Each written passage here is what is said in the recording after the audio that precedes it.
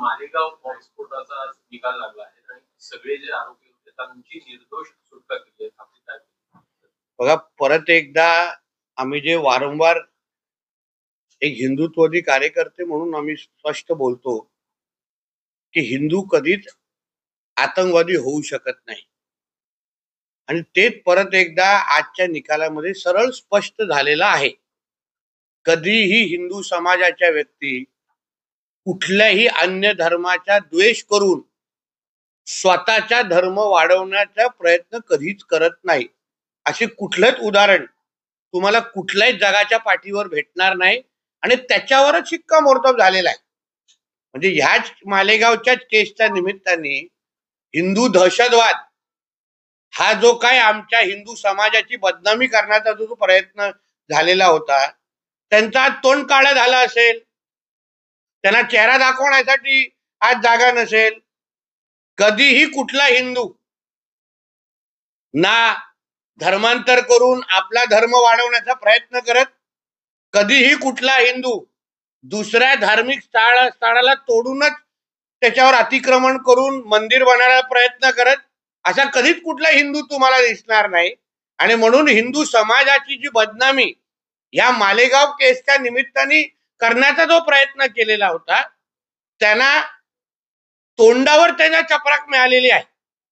म्हणून यापुढे कुठल्याही हिंदू समाजाच्या व्यक्तीला अशा पद्धतीची बदनामी करायची हिंमत कोण करू नये. परत परत एकच विषय सिद्ध होतोय की आतंकवादाचा रंग आणि जिहादचा रंग हा हिरवाच आहे, हे स्पष्ट झालेलं आहे आता वारंवार. आणि हिंदूंच्या समाजाच्या बद्दल हिंदुत्ववादी कार्यकर्त्यांना काँग्रेसच्या कालावधीमध्ये, मग ते महाविकास आघाडी असो किंवा अगोदरच्या युपीएचं सरकार असो, तेव्हा हिंदू समाजाच्या कार्यकर्त्यांवर ज्या खोट्या केसेस टाकल्या गेल्या, त्यांना अडकवण्याचा जो प्रयत्न झाला, ते या हिंदुत्ववादी विचाराचा आमचं केंद्र आणि राज्य सरकार असताना शक्य नाही. आमच्या हिंदू राष्ट्रामध्ये आमचा हिंदू सुरक्षितच आहे आणि हे परत एकदा त्याच्यावर शिक्कामोर्तब झालेलं आहे. काँग्रेसच्या नेत्यांनी त्यावेळी आरोप केला होता, आणि शरद पवारांनी आरोप केला होता की भगवा दहशतवाद आणि कुठेतरी या संघटनांवर बंदी घालवायची त्याला हे उत्तर दिलंय. हो, ह्या लोकांनी सगळ्यांनी खरं म्हणलं तर हिंदू समाजाची माफी मागितली पाहिजे, मंदिरामध्ये जाऊन नतमस्तक झालं पाहिजे की ज्या धर्मातून दुर्दैव आमचं आहे की तिघचे तिघे हिंदू आहेत आणि हिंदूंनीच हिंदू समाजाची जी काय बदनामी करावी. आणि आज ज्या पद्धतीने निकाल आलेला आहे, म्हणजे ह्या लोकांनी जिथे असतील तिथे हात जोडून हिंदू समाजाची माफी मागावी.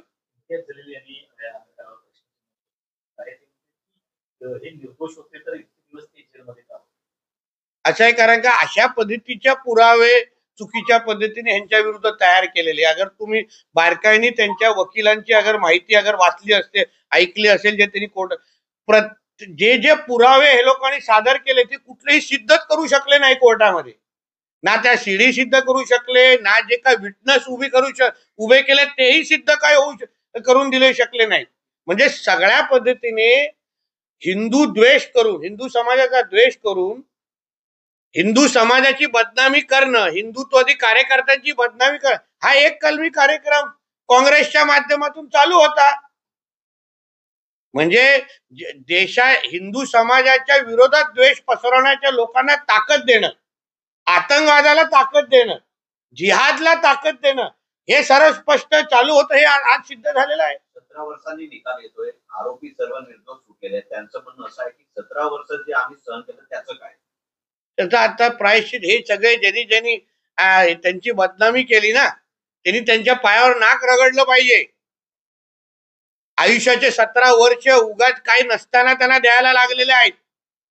हिंदू समाजाची माफी नाक रगडून मागितली पाहिजे.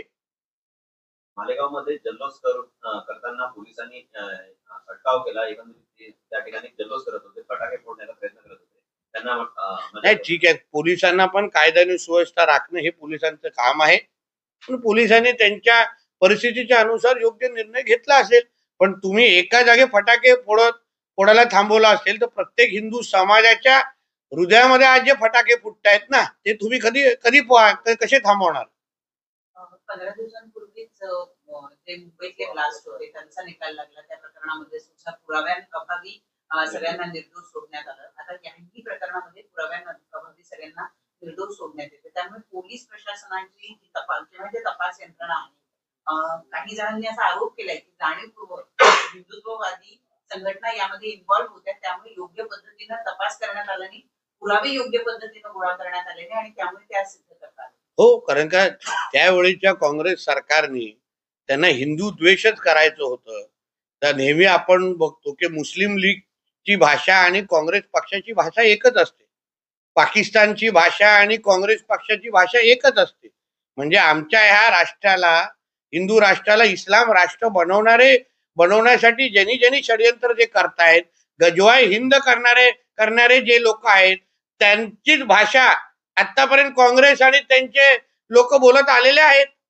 आणि म्हणून ते पुरावेच देऊ शकले नाहीत की नेमकं हे दहशतवादी खरंच होते का, भगवा दहशतवाद खरंच होता का, कुठल्याही परिस्थितीमध्ये हिंदू समाजाची बदनामी करायची, हे जे काही षडयंत्र होतं ना, ते हाणून पाडलेलं आहे. नेहमी भगवा आतंकवादचं समर्थन करताय. एकंदरीत त्या संदर्भात तुम्ही बोलताय किंवा आक्रमक आहात. या एकंदरीत निर्णयाने तुमच्या म्हणण्याने जे भगवा आतंकवादाला दोष देतात किंवा त्या अनुषंगाने वागत नाही, त्याला सिद्ध केलं एकंदरीत कोर्टाचे जे निरीक्षण आलं. मग आम्ही पहिल्या दिवसापासून बोलतो, हिंदू हा कधीच आतंकवादी होऊ शकत नाही. जे आमच्या परवा आमच्या आदरणीय गृहमंत्री अमित शाह साहेबांनी पण सभागृहामध्ये तेच सांगितलं. हिंदू जो आहे तो प्रामाणिक पद्धतीने आपला धर्मासाठी कधीच दुसऱ्या धर्माकडे वाकड्या नजरेने बघत नाही. आम्ही आमच्या सणासुदी साजरा करत असताना कधीही दुसऱ्यांवर दगड मारत नाही. जसे मोहरम आणि अन्य मिरवणुकीच्या वेळी होतात, एक अशी मिरवणूक दाखवा मोहरम किंवा ईदची ज्याच्यावर एका हिंदूंनी दगड मारले. एक अशी घटना दाखवा जिथे धर्मांतर एका हिंदूंनी करायचा दुसऱ्याचा प्रयत्न केलेला आहे जोर जबरदस्तीने. एक अशी घटना दाखवा ना. म्हणून हिंदू समाजाची बदनामी करणाऱ्या लोकांसाठी आज काळा दिवस आहे. आणि म्हणून परत आम्ही सांगतो की जे जिहाद करणारे लोक आहेत, जे लव जिहाद, लँड जिहाद सारखे विष आमच्या समाजामध्ये पेरतात ना, त्यांनी काहीतरी हिंदू धर्माकडून काहीतरी शिकावं. तसंच आमच्या सगळ्यांचा मूळ धर्म हिंदूच आहे.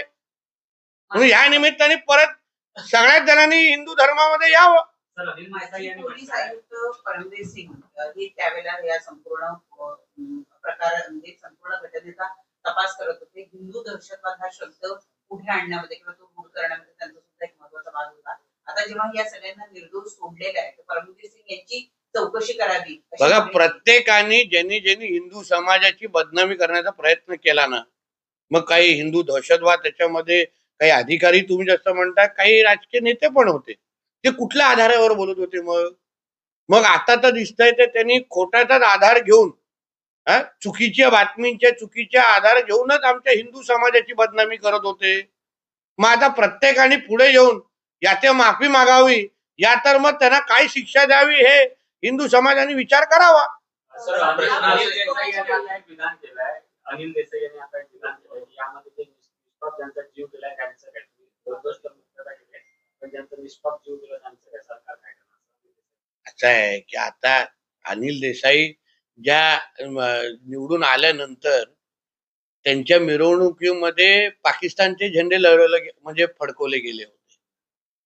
अल्लाह अकबर आणि सर तन्सेजुदा नारे दिले गेले होते. हिरवा गुलाल उडवला गेला होता. आणि म्हणून अनिल देसाई कोणाच्या बाजूने असतील ह्याचा फक्त विचार करा. सर हिंदी में जाना चाहेंगे